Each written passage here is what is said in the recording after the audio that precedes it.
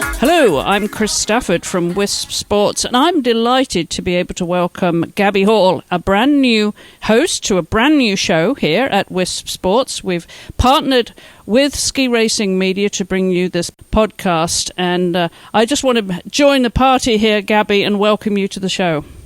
Thank you so much, Chris. I'm so excited to be hosting this season. And we have a fabulous sponsor as well in Ski Ride Safe. And I should tell you a little bit of the backstory to our sponsor, Gabby, before we get started with the show here, because Stephanie Davis is a veterinarian and she started this medical ID bracelet for riders, which is how I got to know about it, having a riding background. But it's something that applies to skiers just as much as it does to riders, and it means you can add your personal ID number on your bracelet, so it doesn't matter where you fall down on the slopes.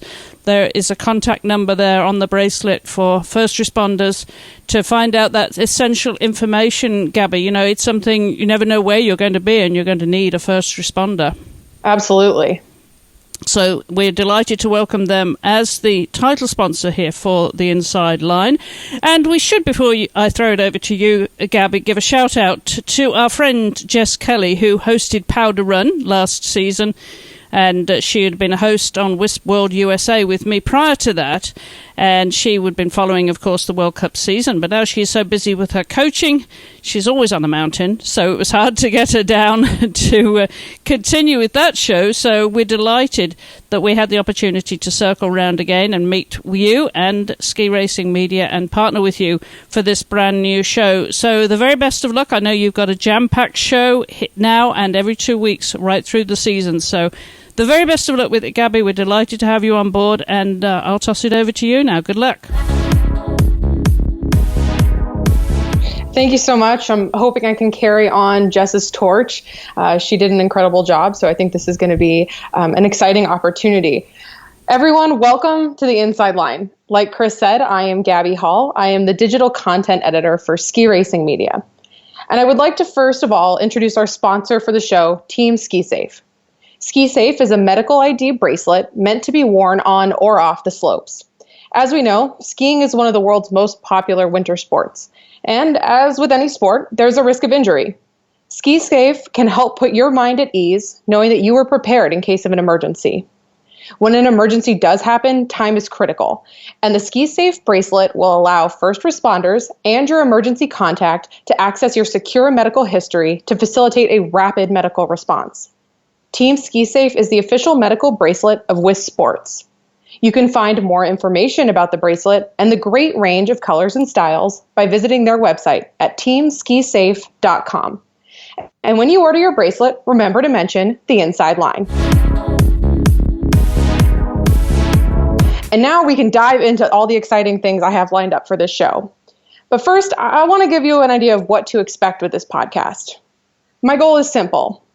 I want to make this interesting enough that you want to turn it on in the car when you're driving to a race, or listen to it while you're doing a recovery workout at the end of the day. I hope this will become a resource for the ski racing community and a place to celebrate the accomplishments of incredible athletes. You know, I was listening to Pissed Off earlier. If you're not familiar, that's a podcast hosted by two guys, Will and Taco, and it's been around for a few seasons now. And they jokingly referred to it as, you know, the Larry King of the sport in their first episode back in 2015. So, you know, maybe eventually I can be something like the Oprah of ski racing. It might seem a little lofty. I get that. But, you know, I want to have great conversations with great people, and that's what Oprah does. Like Chris mentioned, this is a bi-weekly podcast. So roughly every 2 weeks, we're going to be coming to you with the latest headlines in ski racing news. We're going to bring you interviews with some of the most inspirational women in this sport. In fact, I'm very excited because for this first episode, we will be checking in with American speed star Jackie Wiles and talking to her about her first World Cup podium last season and how she's preparing for the upcoming Olympic season. But before we get into that, I want to introduce myself. I'm not a former Olympian. I have never competed on the national team, and I think it's important to tell you a little bit about who I am. I'm heading into my third season covering the Women's Alpine Skiing World Cup Tour with Ski Racing Media. I've been involved with the sport for a very long time. I started my ski racing career at Mount Shasta in Northern California, And then I joined the Sugar Bowl ski team. Eventually, I went to college in Vermont, raced as a Purple Knight for St. Michael's College, and that's where I earned my degree in journalism. And now, lucky for me, here I am hosting this podcast. And I think you'll agree that this is the perfect time to launch a podcast because we're just 1 month away from the World Cup opener at Solden. And I think we're in for a particularly exciting winter. Lindsey Vonn is continuing to pursue her all-time wins record. Michaela Schifrin will be chasing yet another overall title. And we're going to be able to see what she's able to do in the speed events. She's getting increasingly stronger in those disciplines. And we're going to see if the Italian women's GS team can carry their momentum from last season. And can last year's breakout star Ilka Stuic from Slovenia win her first Olympic medal? Oh yeah, that's right. It's an Olympic season. And this February, the best in the world are going to be headed to Pyeongchang, South Korea. But first, let's dive into our news section, Fresh Tracks. So here's what's happened lately in women's alpine skiing. You'd think the summer might be dull, but it's actually been very eventful. The South American Cup racing wrapped up in El Colorado, Chile. Noelle Barahona of Chile took home the overall title in the South American Cups. She had 666 points total, so she was 50 points ahead of Macarena Samari Berkner of Argentina. So by winning a Continental Cup title this summer, Barahona secured a World Cup starting spot in all disciplines for the coming season. And then, of course, each discipline title winner will get a World Cup starting position in that discipline. So you may see some of these names on the World Cup in just a couple months, really just a couple weeks. And then Swedish World Cup star Sarah Hector won the overall title in the Australia-New Zealand Cup. She was ahead by more than 200 points. I mean, absolutely dominated that season. However, Piera Hudson of New Zealand was the top athlete from that region. Now, she only earned World Cup starts in giant slalom and slalom. And for those of you who aren't familiar with Continental Cup rules, the Continental Cup athletes that earn World Cup spots only earn spots in disciplines that were hosted in that Continental Cup season. So, kind of to get into the gritty of it, because there were only GS and slalom races in the ANC season, Piera is only guaranteed World Cup starts in those disciplines. And unfortunately, with all that positive news, there also came some injuries. You may have already heard, but Slovakian slalom star Veronika Velez-Zuzulova was injured during her South American training camp. She tore a ligament in her right knee, and then she announced she would be undergoing an experimental surgery. Now, for skiers out there, you have an idea that when you injure a ligament in your knee, you can be looking at about a 6 to 8 month recovery time. This experimental surgery, she said, will give her, hopefully, a 2-month recovery time, which would get her back in time for the Olympic Games. She had surgery this past Friday, and then she posted over the weekend that the surgery was successful and that she was taking her first steps already on crutches. And Velez-Zuzulova is really hoping to be back in time for the Olympics. She has never won an Olympic medal. She had to sit out 2014 due to a similar injury in her left knee. And you know that in her mind, she's just really hoping to get back within 2 months so she can be strong for February. And she's also looking at this potential looming deadline. She's one of the older athletes on the circuit, and a lot of those athletes are considering when they'll be retiring. This could very well be her last opportunity to compete in the Olympic Games. There have also been several Austrian injuries in the last month. This team has been hit particularly hard this September. Sabrina Meyer, the 2017 Europa Cup downhill champ and a World Cup skier, tore a ligament and meniscus in her left leg. Bernadette Lorenz fractured her right ankle. Julia Grunwald suffered a cartilage injury in her right knee. Now, luckily, that was non-surgical, so we're looking at a shorter recovery time. She could be back on snow this winter. And then Rosina Schneeberger tore her right ACL. But the good news for the Austrians is that Anna Veit is back on snow. Now, you're probably familiar with the Austrian superstar. She was a World Cup overall winner. She has an Olympic gold medal to her name. She tore her ACL back in 2015, which, seems like a lifetime ago. And she missed that season and then attempted to come back for 2016-17. She actually returned briefly to the World Cup, and she actually earned a podium result in Cortina d'Ampezzo in the Super G. But unfortunately, she was still being plagued by knee pain. And due to that ongoing inflammation, she had to undergo a second surgery. And then excitingly, on September 16th, she posted to her Facebook page, letting everyone know she was back on the slopes. Now, she actually sat down for a press conference recently with her head sponsor, Milka. And she was saying she's letting her body determine when she's going to come back. So she is not going to be dictated by the fact that, the Solden World Cup opener is just a month away. She's really going to take the time to make sure that she is feeling strong because she's hoping to defend her Olympic gold medal in Super G in February. So her earliest opportunity to come back, according to her, will be Lake Louise. She's hoping to come back for the speed events and skipping the Solden GS and the Levy Slalom. And finally, we can't leave without talking about Lara Gut. The 2016 overall winner was injured in the midst of World Championships last season. And I can remember very clearly being in the press room over in St. Moritz, and the rumors were starting to move around the press room, and then the breaking news got up that she had injured her knee training slalom between the downhill and the slalom run at World Champs. And it was absolutely heartbreaking. But she's making her return to Gates, and she's been skiing in Chile. She recently posted to her YouTube channel with video of her back in GS Gates. And there's a lot of reasons to be excited that she's back. I mean, she's a great skier. I love to watch her compete. But I'm also kind of dorkily excited that she has a pun-believably good name. So many opportunities for puns with the last name Gut. If you guys have read my writing for the last couple seasons, it's one of my favorite things to do, to make Gut puns and headlines. Some readers are less fond of them than others, but I continue to enjoy doing them. Things like as Gut as it gets and a Gut day for Lara. I mean, I could go on and on. And now that we've wrapped up our new news section, Fresh Tracks, we're going to be heading into the mix zone.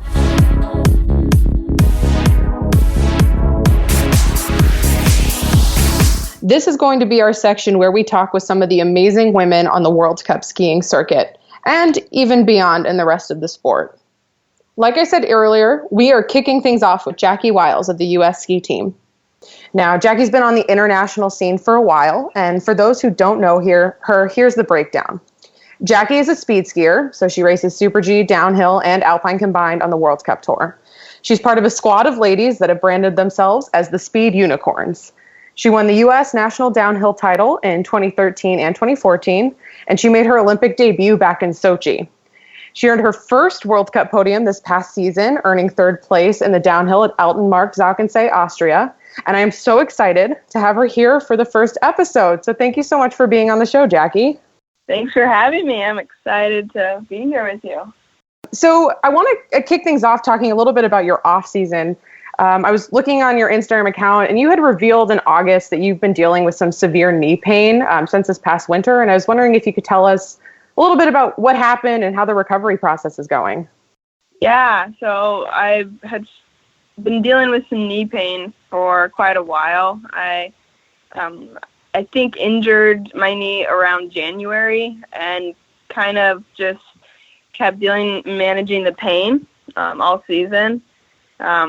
I think I have a high pain tolerance, so I was able to kind of push through it and take some pain meds and deal with it later and get through the season. And it didn't hurt too much, so midsummer I was like, I might as well have the doctors look at it just to make sure to calm everyone down a little bit. And it turns out that I had a severe tear in my patella tendon vertically, like 8 millimeters, and bad tendonitis. So that was a little bit concerning, but I wasn't too worried because I was still lifting the most that I ever had, and just tried to manage it and cool things down before ski camp to see if it would heal itself. And skiing was just getting harder and harder, and so decided to get a PRP injection, and it's been going a little bit better. I took a couple weeks off after that, and was trying to become really healthy, and found that I have a small tear in my hip as well, and that was producing a lot of muscles around not firing properly, and then that's probably what created the tearing in my tendon. So it's kind of been a shocking summer, I guess you could say, of finding all these small ailments. It's just been trying to heal everything now and get the pain to subside so that I can be strong and ready for the season.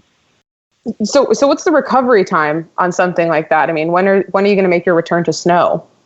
Yeah, well, the tendon itself could take up to 6 months to heal. It's doing a lot better.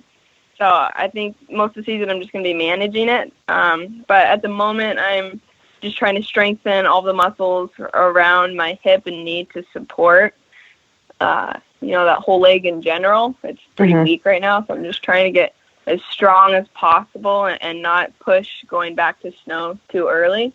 Because, during the season, you tend to lose a little bit of muscle mass also. So for me, I think it's extremely crucial to just, try and not flare the tendon and get really strong. And hopefully I'll be on snow beginning of November in Colorado. I'm hoping they get some early snow and I can get over there and kind of get back on and feeling good on the snow. So that's the goal. That's awesome to hear. I'm excited. I was a little worried. So are you based out of Park City this summer, working out at the Center of Excellence? And what are you doing this summer? Yeah, I'm in and out of Park City. So I'm at home in Portland, Oregon, a couple weeks here and there, and then I go to Park City. So I'm kind of bouncing back and forth just because I like to have kind of the time to myself. I have a great group of trainer, physio, and everyone here in Portland as well as Park City. So it's kind of nice to have a little time at home as well, just 'cause we'll be gone so much. So I'm just kind of trying to divide my time and use all the resources that are provided. And just trying to use the most of this time to really hone in on what I can do to get better. Absolutely. And this is a particularly important season, obviously, because there's an Olympic Games in Pyeongchang, which is very exciting. I was thinking about the fact that you had the opportunity to race there this last season, and I was wondering what your thoughts were on the venue and how you felt about kind of the preparations heading into the games. Yeah, it was definitely a culture shock, but it was anytime you get a chance to go to somewhere new, I fully try to engulf in the culture and embrace the way they live, and it was really exciting. I loved Korea and the track. Some people are surprised that it's my favorite track I think I've ever been on. There was something about it that I think all of the American women really thrived on as well. It's kind of a classic, open, fast track with a lot of terrain, and we do really well on that. And I think you could see that all of us we're loving it and look forward to going back there. So I'm excited to go back and keep myself immersed in the culture and get to know Korea a bit more and have fun skiing there as well. Was there anything, in particular about the culture that surprised you? I mean, I have all these ideas in my mind of what it's like to be over there, but I'm curious from your perspective, what really shocked you? Yeah, it's just so different, I think, than, our Western way with, it's just like, you go there and obviously everyone looks a lot different and you kind of stand out quite a bit more. We're not really in the touristy area. Right. I think the food obviously is way different.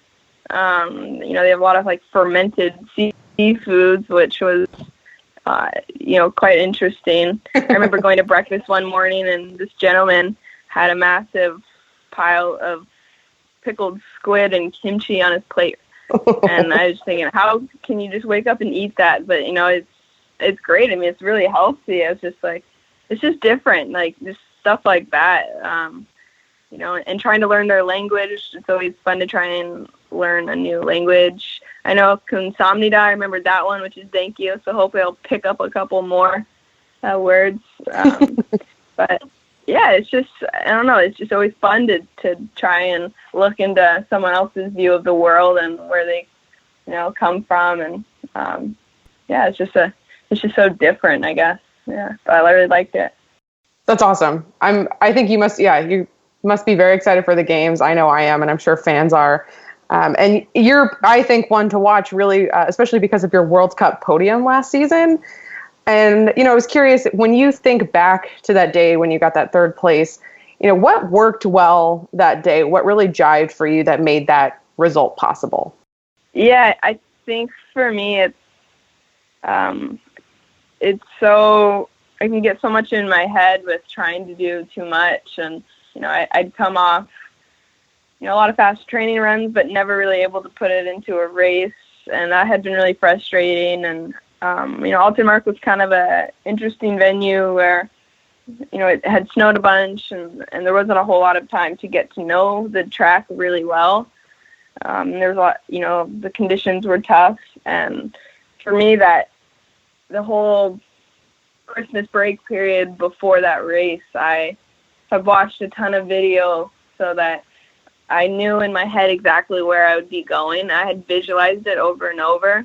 That way, when we were there, I wouldn't have to overthink my line and tactics too much. I could kind of just refine them.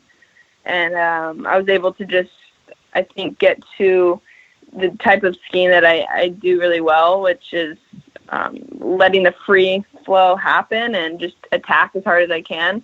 And it was nice to kind of see myself let loose in that manner and get back to the skiing that I think I know how to do really well. So it was cool to see it all come together. And it was, I've always believed in myself and worked really hard, but for it to actually happen, it was very exciting, and it just proved to myself that hard work pays off, and I just got to keep working and believing in myself. And it was a really, really exciting day. It's interesting that you bring up visualization, because I think that's a tool that a lot of young athletes talk about and you hear about watching video. How do you use that in your day-to-day training?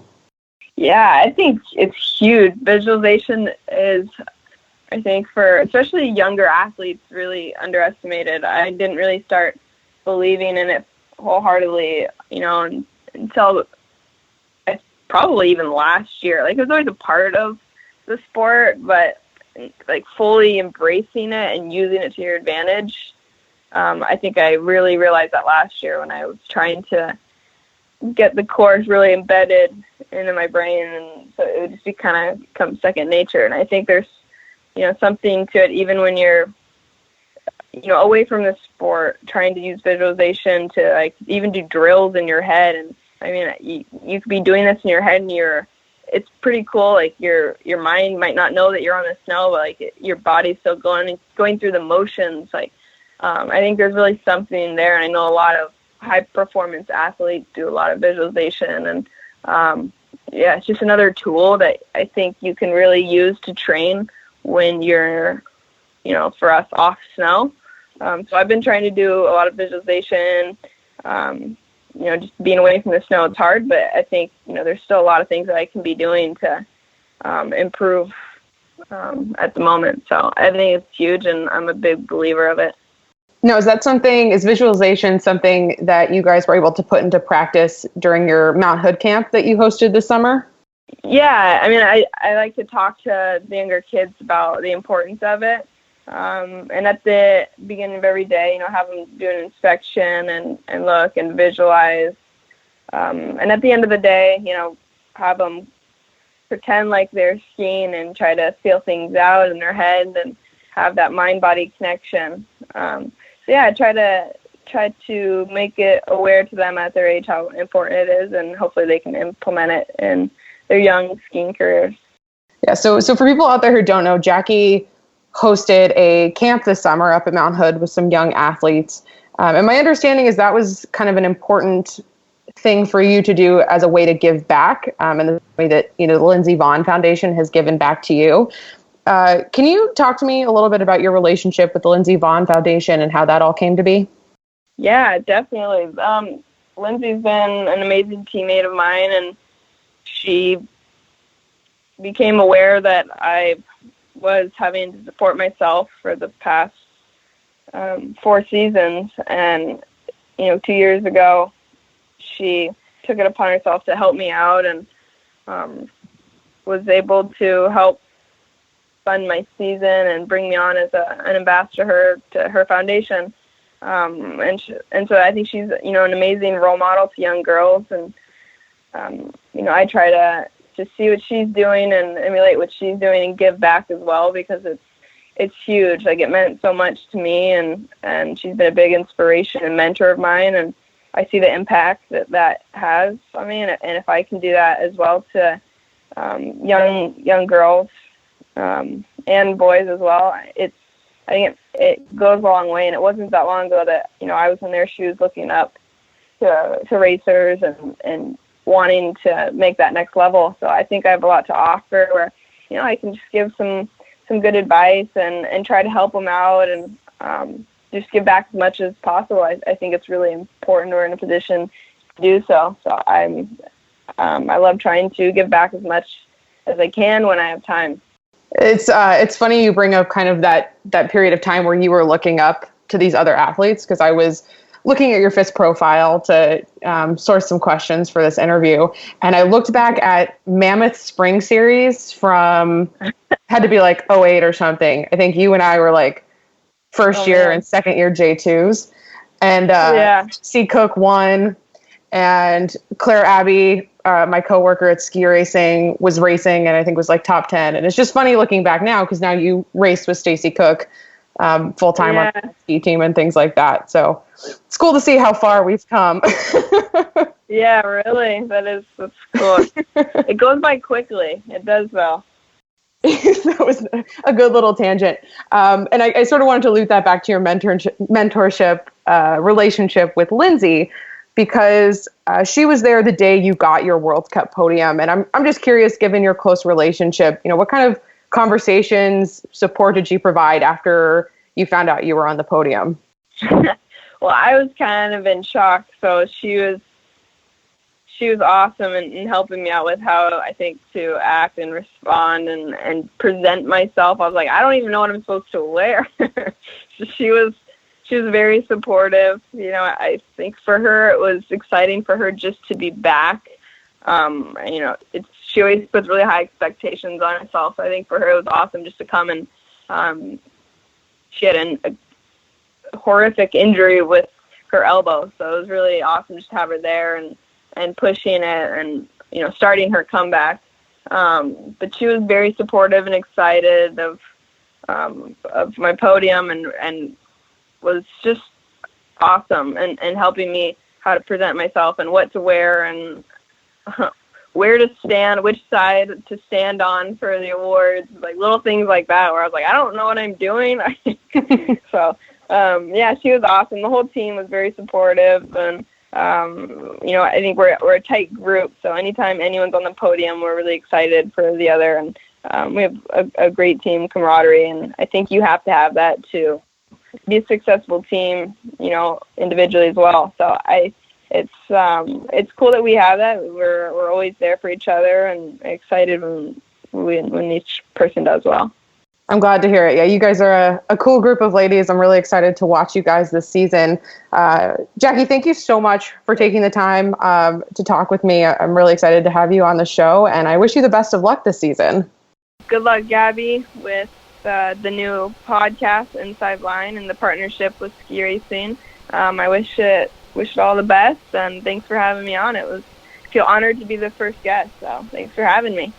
Thanks again to Jackie Wiles for being our very first guest on the show. She's a little bit of a guinea pig, and I so appreciate her taking the time to talk with us as she prepares for the upcoming season. And thank you so much for tuning in to our first episode. I'm really excited to have you guys along for the ride. I hope you'll remember to tune in a couple weeks for our second episode. We have exciting guests lined up, and I am looking forward to sharing what they have to say about their upcoming season and a new business adventure in that coming episode. For more conversations from the world of women's sports, including articles, videos, blogs, and more than 700 podcast episodes on WIS Sports Radio, visit wisports.com and follow us on social media at WIS Sports and Ski Racing Media. And of course, thanks again to our sponsor, Team Ski Safe at teamskisafe.com.